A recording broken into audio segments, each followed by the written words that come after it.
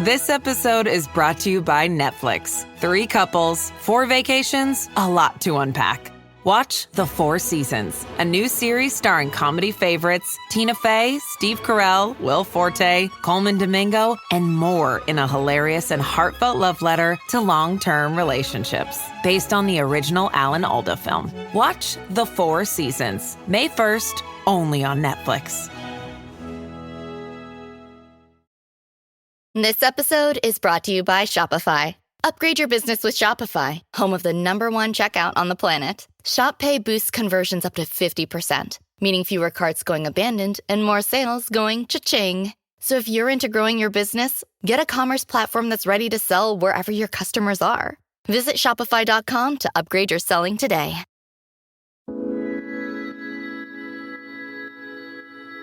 Hi everyone, welcome back to another episode of Living Well with Janet, where we explore what it means to live well.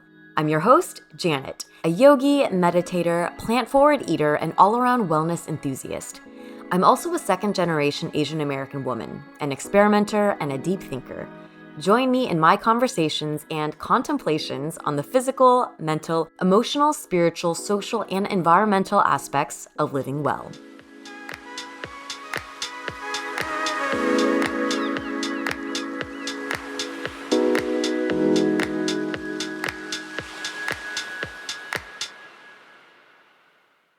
This summer season, I have been hearing and seeing the term healing girl summer everywhere. So in today's episode, I want to dig into this concept. What exactly is healing girl summer? How do I relate to this concept in my own life at this very moment? And I'll share with you some specific healing girl summer practices that I'm doing.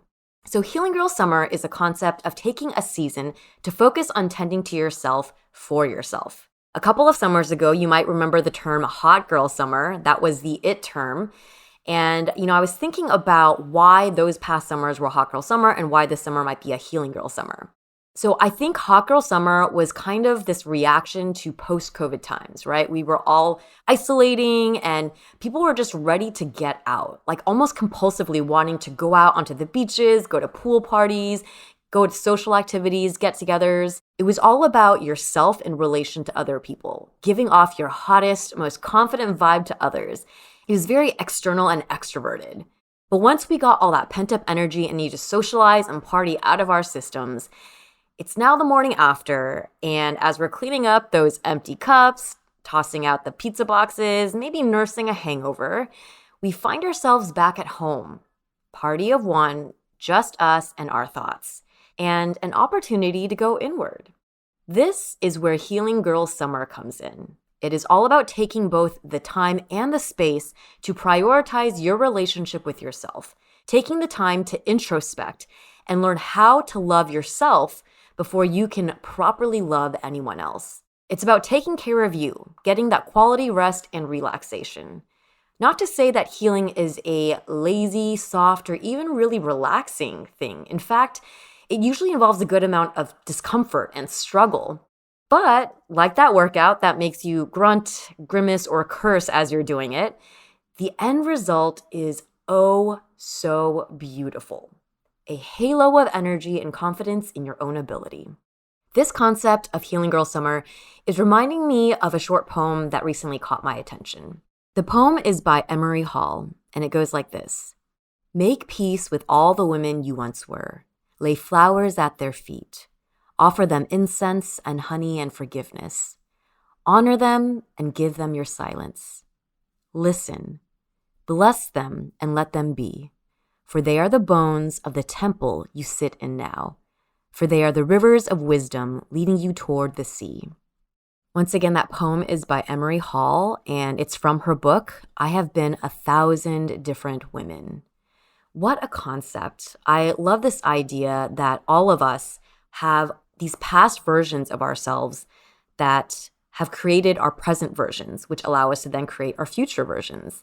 And when it comes to healing, I think it is paramount. It's critical that you have to confront your past.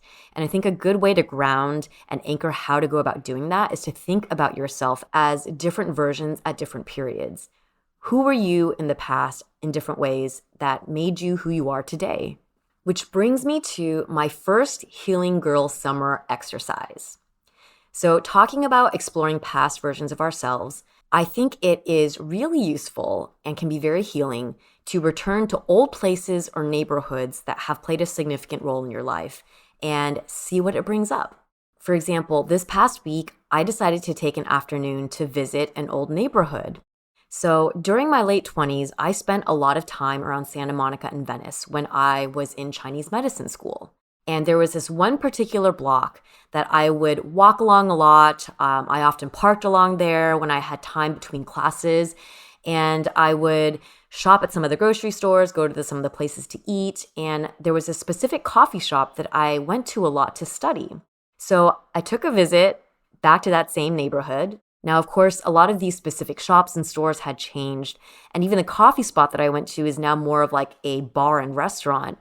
But still, there was the general vibe of the place was very much Venice. There was like a new store, but it was an herbal apothecary store. So I was like walking from my car to the cafe and walked in and got to kind of see all these different herbs and, getting to see all the colorful street art and the people zooming by on their scooters. It reminded me of that period of my life when I was in a big period of transition, but also really excited on the precipice of something new. I eventually ended up at the coffee shop where I used to study a lot. And like I shared, it's now kind of morphed into more of this like restaurant bar setup.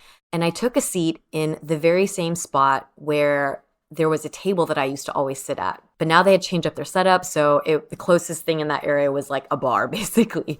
But I still got, I ordered my like tea, and I was sitting at the bar, and I was just kind of soaking in everything about the environment and reflecting on remembering who I was when I used to come to this place. And that version of myself had just come out of this time of lots of deep transition. I had, moved back from New York City and had changed careers now like 3 or 4 times. I was trying to get back into the mindset of a student, diving deeply into this new career direction of Chinese medicine, studying. I was reading physiology books and stuff, which was not at all what I studied in college. And that just reminded me of this past version of myself who was so strong and had so much stamina and ability to endure and work through change. And being in that physical space also reminded me of what characteristics bring me a sense of peace and also make me feel inspired.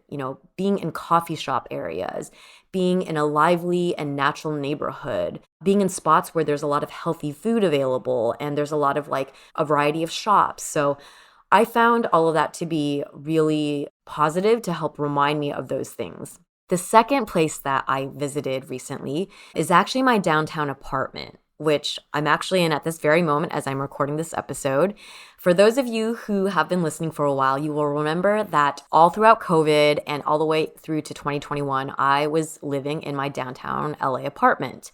And after being here through COVID and isolating and spending all that time in this space, I was so itching and ready to get out. For a good year and a half, I was just already feeling very uninspired by the space, feeling kind of trapped. And, I was really looking for some new space and new energy.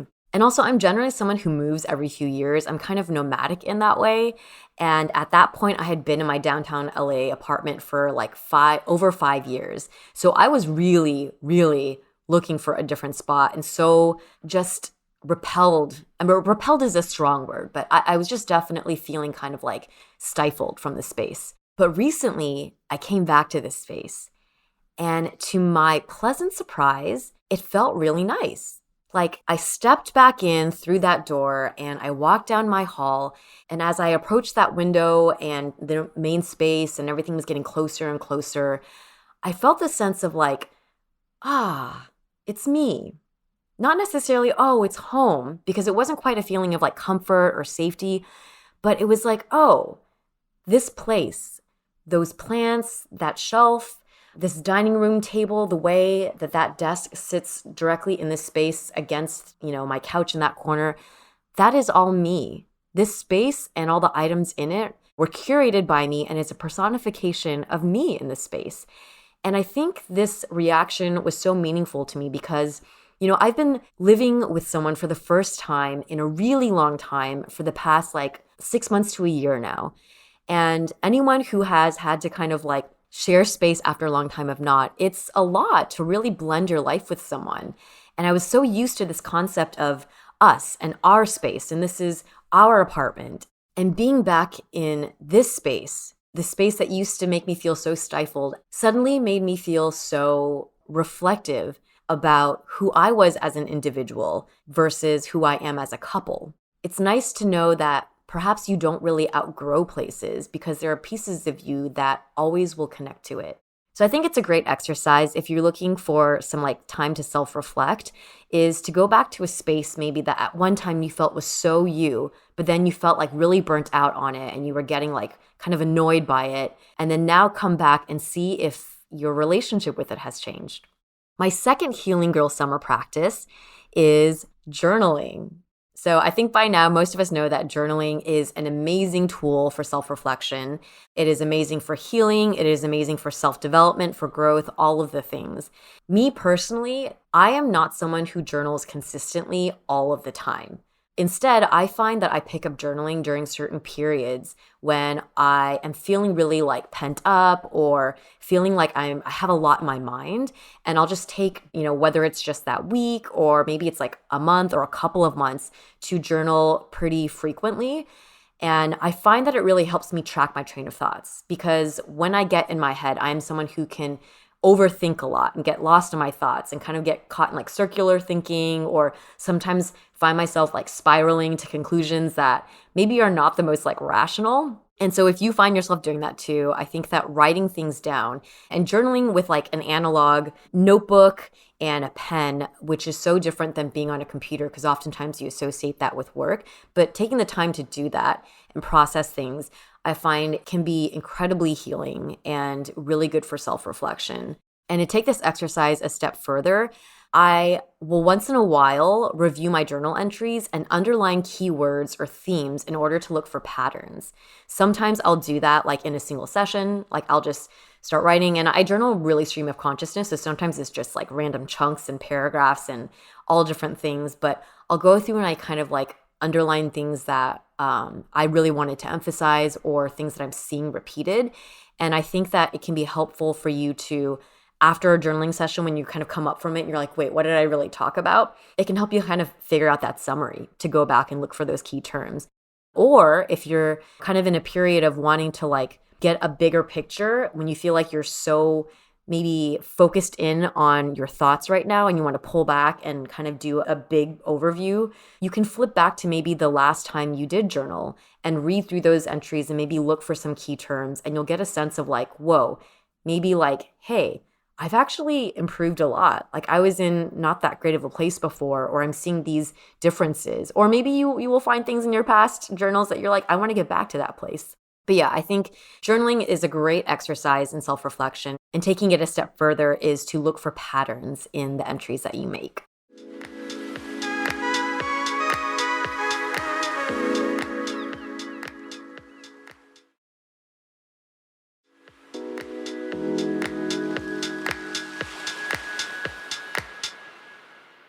My third Healing Girl Summer practice is around horoscopes. So not everyone is into horoscopes, I understand, but I personally am. And if you're not, you can kind of skip ahead to the next one. But if you are interested, I want to share that more recently, I have been looking and referring more to my rising sign versus my sun sign.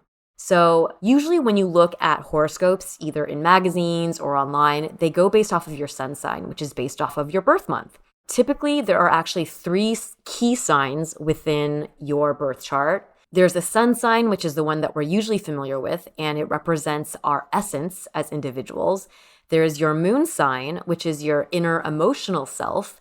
And then there's your rising sign, which is actually how you show up in the world. It's kind of what your first impression that you give off to other people is. And while the sun sign is based off of your birth month, in order to find your rising sign, you actually have to know the exact time of your birth and the location, like the city that you were born in. So it's a lot more exact than your sun sign. So a lot of people actually suggest that for horoscopes, you first read the horoscope for your rising sign because it's more specific and more applicable to what's happening in your life at the moment.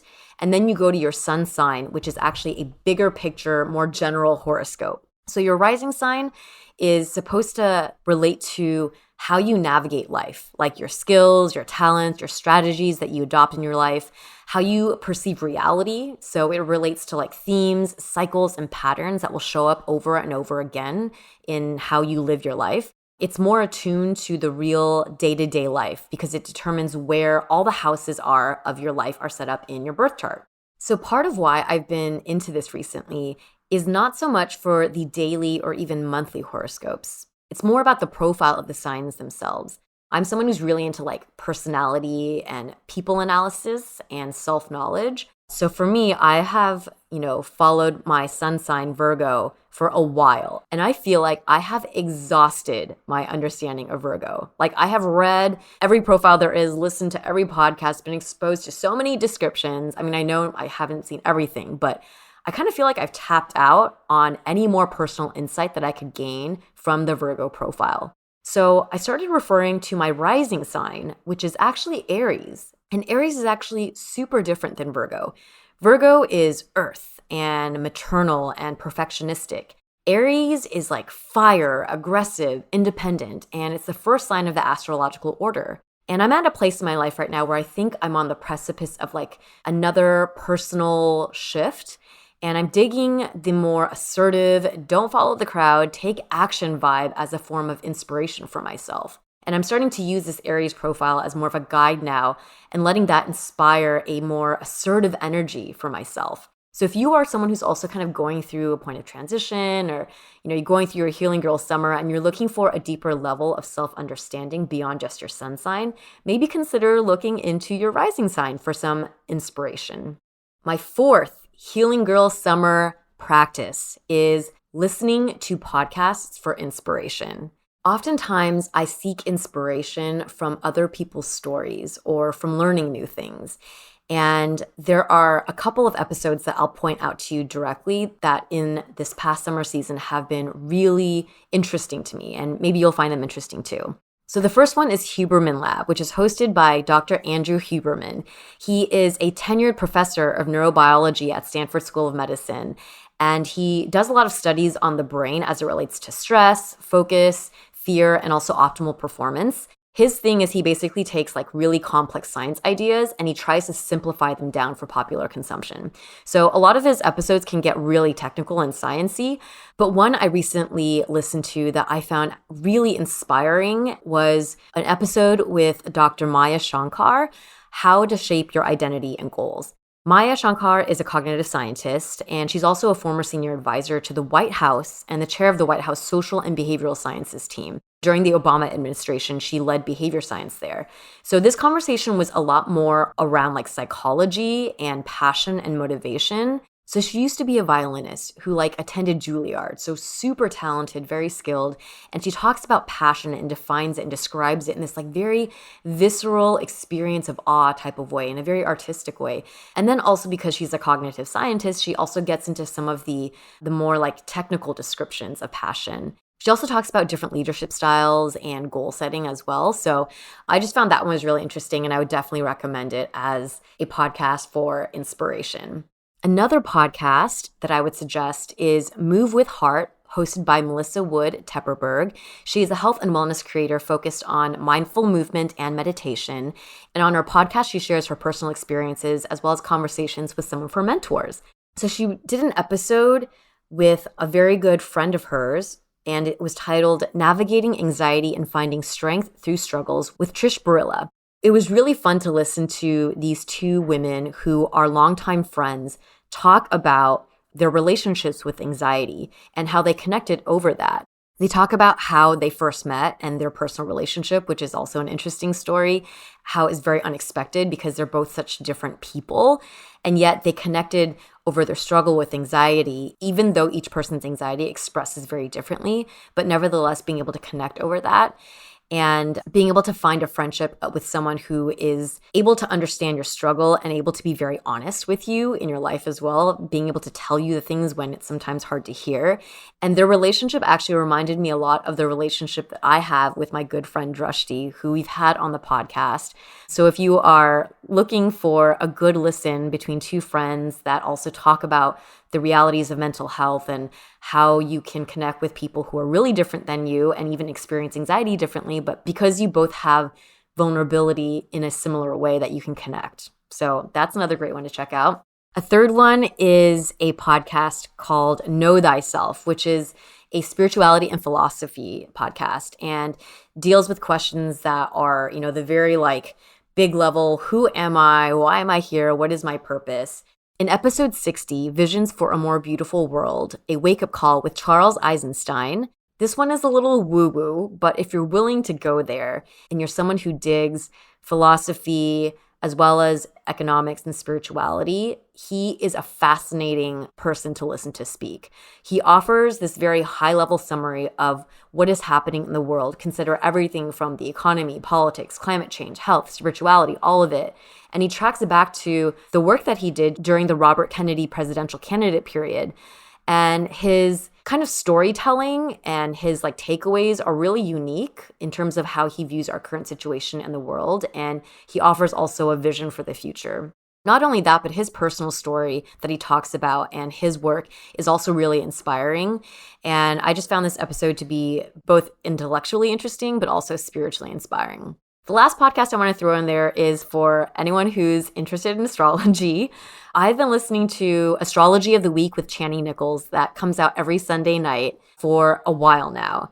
And they're just short 15-minute weekly episodes where she focuses on what to expect for the week ahead. And it's not by your horoscope. It's actually just kind of giving a summary of that week ahead based off of the general placement of astrological stars and the state of the world. So if you're into astrology and you want to take it a level deeper beyond a horoscope, I would definitely recommend checking that one out.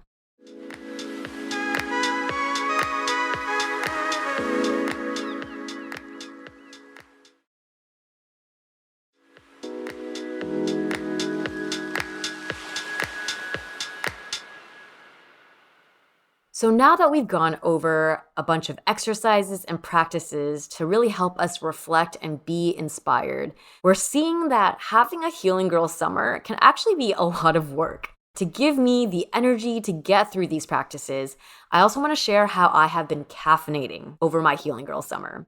This is where I want to talk about matcha. So I know matcha it's been around and it's been a thing for a while. But up until recently, I had actually been enjoying it as more of a treat or every once in a while versus a basic staple. For a while, I was still drinking coffee pretty regularly as a way to kind of get my caffeine in the mornings.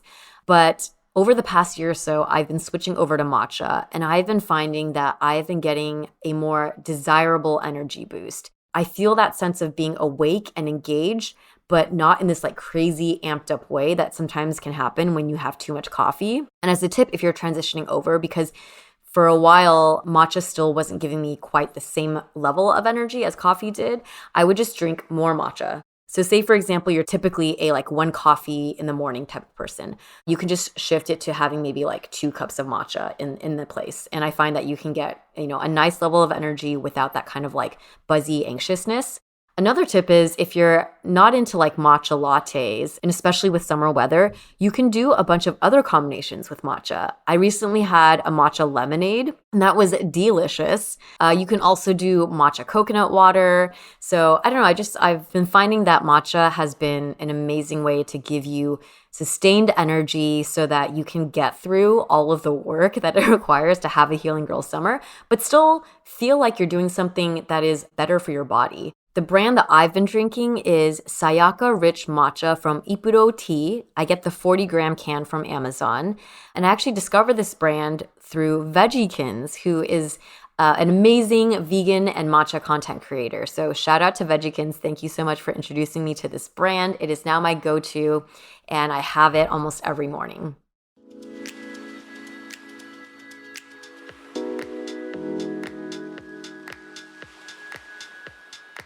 So those are some of the ways that I have been living my Healing Girl Summer this year.